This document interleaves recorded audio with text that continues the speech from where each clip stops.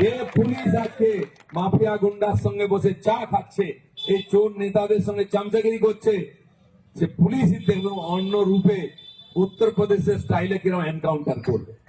এবং বেরিয়েছিল, কেস হয়েছিল, কেস ওদের নামে হয়নি, আমার নামে কেস হয়েছিল। আমার নাম চরঞ্জিত আছে এখানে, তার নাম আরো 2-3 জনের নামে কেস দেওয়া হয়েছিল।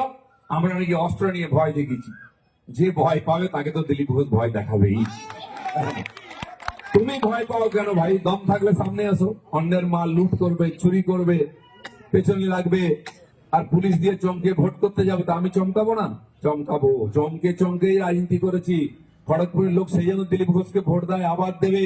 এখানকার গুন্ডা মাফিয়ার বিরুদ্ধে আমি লড়াই করেছি, আবার লড়বো যতদিন থাকবো।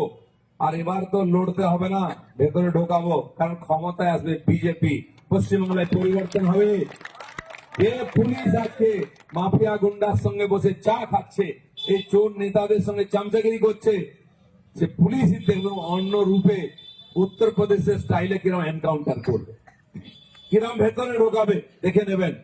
4 তারিখের পরে মে মাসের সব পাল্টে যাবে।